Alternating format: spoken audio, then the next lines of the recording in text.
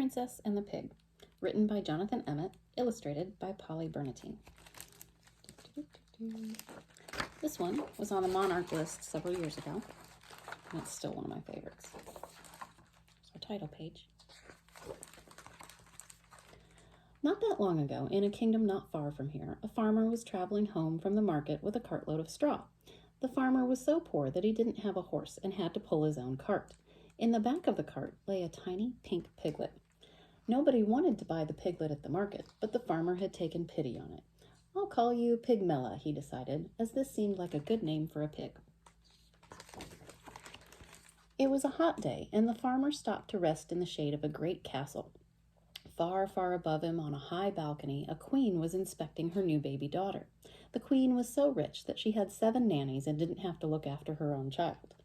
The queen picked the baby up out of her cradle and held her at arm's length.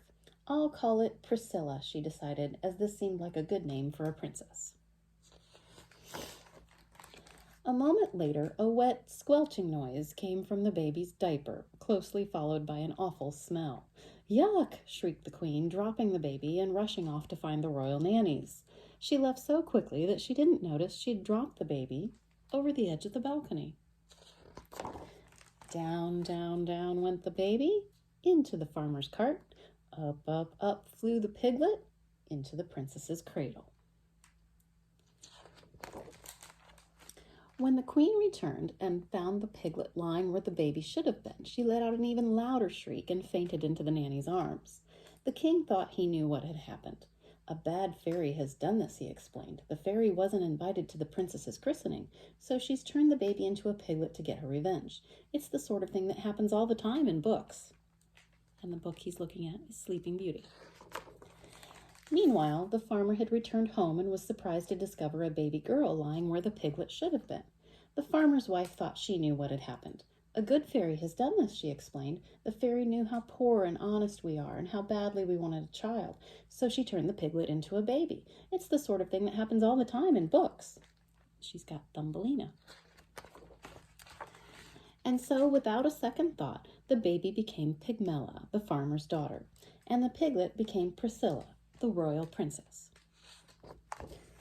It wasn't long before Pigmella was able to eat, walk, and get dressed all by herself, and the farmer and his wife soon forgot that she had ever been a pig. Things were not so easy for Priscilla, but the king and queen never let anyone forget that she was really a princess. As Pigmella grew older and grew smarter and beautiful, she was admired by everyone she met. As Priscilla grew older, she grew not so smart and not so beautiful and was avoided by everyone she met. Then one day, the farmer's wife overheard some of the castle servants talking about the princess who had turned into a pig.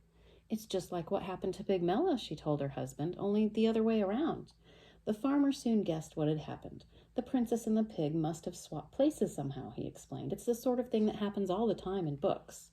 The Prince and the Pauper. The poor farmer and his wife were very unhappy. They loved Pigmella, but they knew they must return her to her rightful home. Pigmella was also unhappy. She loved the farmer and his wife, and she didn't want to live with anyone else. But they were an honest family, so the next day they all went to the castle to see the king and queen. The king and queen listened to the farmer's story, but they didn't believe it. "What nonsense!" cried the queen. "Ridiculous," the king laughed. "This girl may be smart and beautiful, but she doesn't look or speak like a real princess." The queen thought she knew what had happened. "It's a trick," she declared. "This girl is just a farmer's daughter pretending to be a princess so she can marry a prince. It's the sort of thing that happens all the time in books." We have Puss in Boots.